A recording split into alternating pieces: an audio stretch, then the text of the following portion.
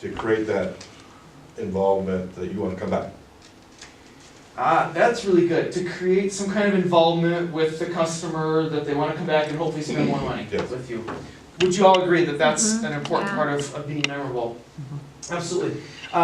So any examples of maybe something you do at your business to get people to want to come back?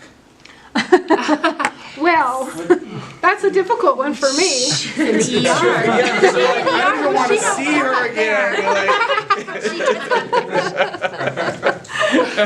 Be fair now. That's a tricky one, right? Yeah. But you know, what I do at my desk, basically, I'm the first person you see when you come in, and I'm usually the last person you see when you leave. Everything that happens in between there sometimes is not that great. You know, people don't feel good. They have an emergency. There's trauma, you know, whether it's physical, emotional, or whatever. So I just try to make that person feel like they're the most important person in the place. And I try to treat them as a person, not as a diagnosis or what have you.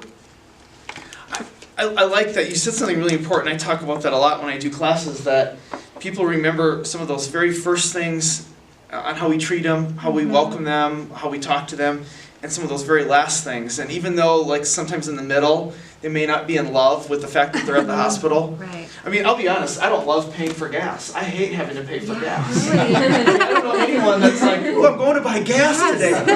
It's different, like, if you're going to buy something at the pawn shop, right? Yeah. I mean, it's more fun to go to the pawn shop because I get something I can hold on to. It's like, look at, I bought this stereo, or, you know, or if you go shopping, you buy a pair of shoes or cheese. It's like, look at all this cheese. But it's not a lot of fun buying gas. No.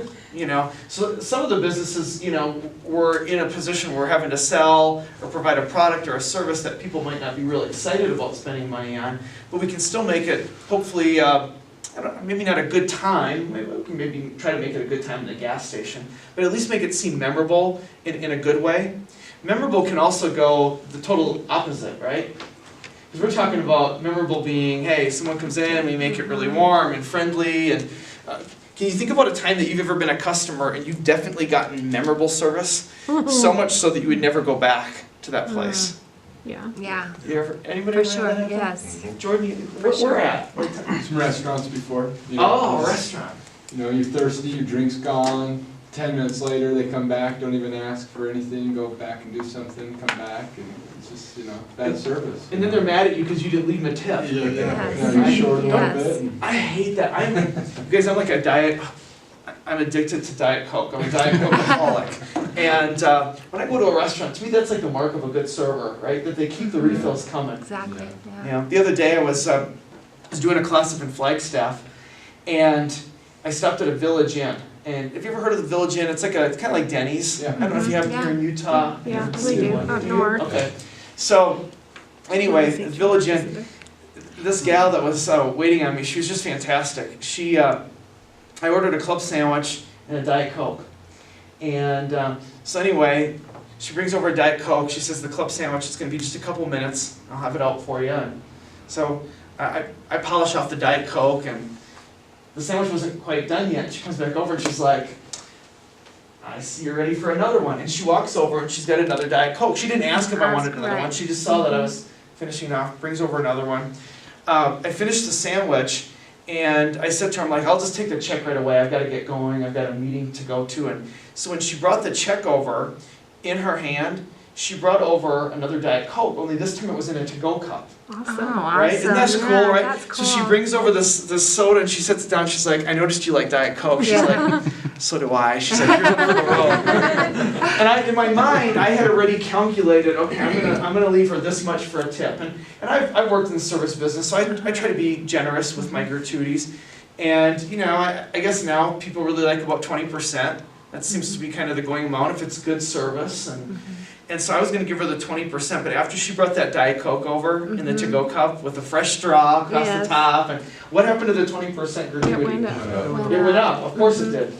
Absolutely. I mean, I'm like, oh, okay, this is going to cost me more. You know? But I felt good about giving it to her because Right. it was so good, the service that she gave. That club sandwich, it was all right. It wasn't like the best club sandwich I've ever had.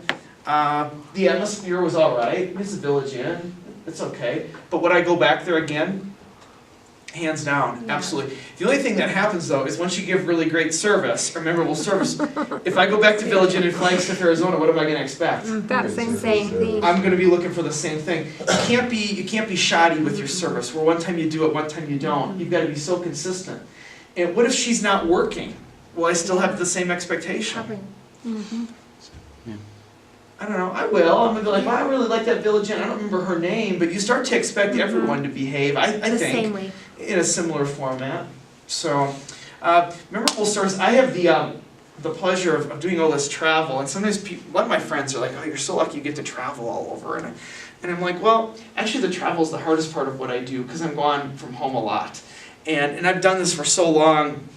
I spend way more time in hotel rooms than I do my own place. And but there are a lot of perks of the travel, right? Some good things, and then there's some difficult things. One of my favorite things when I travel, I rent cars every week, and usually I rent from Avis Rental Car. And so I was doing a project in Chicago recently, and Kyle, I'm going to ask for your help. Would you be willing to help me out? Sure. Okay, let's give Kyle a round of applause. Come on down to your car. You've heard of Avis, right, Kyle? Yeah. Okay. So anyone know what Avis's saying is, like their tagline? Yeah, but I don't remember it. It's a real memorable tagline. Yes. It's "We try harder." Okay. "We try harder" is what the tagline that they use. So anyway, I rent these cars from Avis, and Avis is really good if you're a regular customer. They really try to take good care of you. You know, you're spending a lot of money on a rent-a-car. A car in Chicago, just to rent the car. Before I put gas in it and paid any of the tolls and all the parking in Chicago, it's about $500 for the week, which to me is a lot of money. I mean, $500. That's. I remember paying rent for $500 to rent a place, and here I am renting a car for a week for that amount. So $500, a good chunk of change. But Avis is really cool.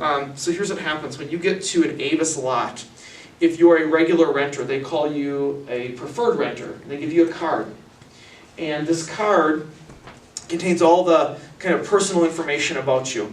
Your driver's license would be filed under this card. They would have your credit card information filed under this number on this card.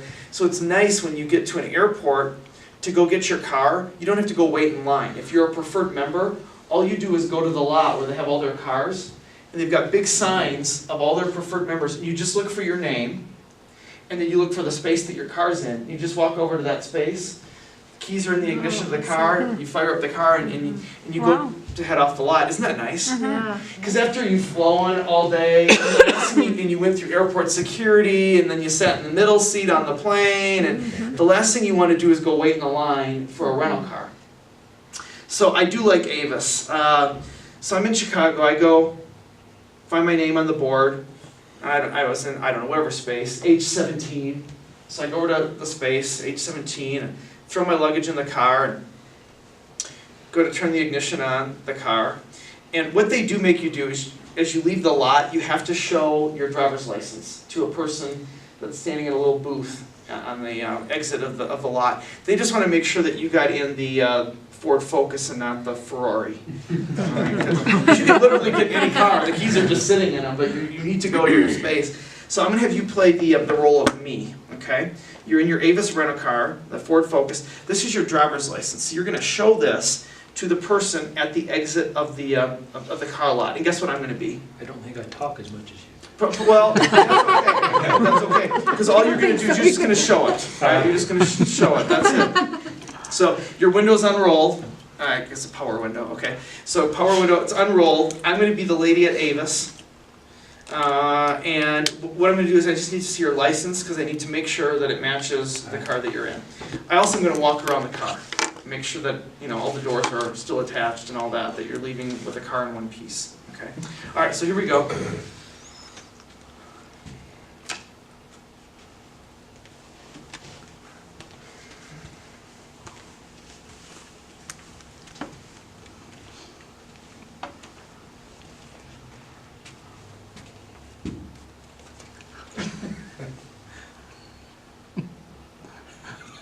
You drive through. Let's give a round of applause to Kyle. All right, nice job. Thanks, Kyle. All right, so you guys tell me, what were you thinking about the lady at Avis? Yeah, she's very good. Kind of rude would maybe be a word that someone would say. What else? Short. No, don't give me enough time. Yeah. Unsociable. And sociable. Good word, Sociable, yes. rude, Disconnected. Yeah, disconnected.